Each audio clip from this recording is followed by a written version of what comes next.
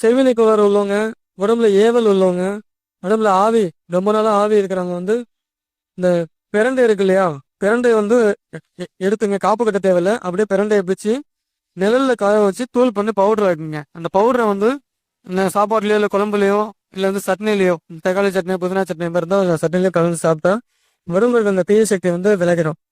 இது வந்து அந்த உடம்பு ரொம்ப நாளா வந்து பேய் இருக்கு, பிசாசு இருக்கு, இவங்களுக்கு ஏதாவது பண்ணணும், அதை வந்து விளக்கணும் அப்படின்னா இந்த விஷயம் ரொம்ப ஈஸி. இது வந்து ஈஸியான ஃபார்ம்ல யாருனாலும் பண்ணலாம். பிரண்டை இருக்குல்ல, பிரண்டை. ஸோ பிரண்டையை வந்து காய வச்சு அரைச்சிக்குங்க. அரைச்சி தூள் பண்ணி அந்த தூளை வந்து ஒரு ஸ்பூன் அளவு கொடுத்தா போதும். வாரத்துக்கு ஒரு டைம் இல்லை 3 நாளுக்கு ஒரு டைம் சாப்பாடு கலந்து பார்த்தா அந்த உடம்புல இருந்து அந்த கெட்ட ஏவல் வந்து நீங்கிடும். சரி. பிரண்டை 2 வகை இருக்கு ஜி. ரெண்டும் முப்பு பிரண்டை இருக்கு. சிக்கன் இல்லைங்க. இந்த 4 பக்கம் 4 பிரண்டை எத்தனை ரெகுலரா இருக்க பிரண்டை தான். இல்லை இந்த பிரண்டை கிடைக்கல, இல்லை ஏதாவது அரைச்சிட்டு செஞ்சுட்டு இருக்க முடியாதுன்னா நாட்டு மருந்துகள்ல பிரண்டை உப்புன்னு கிடைக்கும். இந்த பிரண்டை உப்பு, இந்த பிரண்டை உப்பு வந்து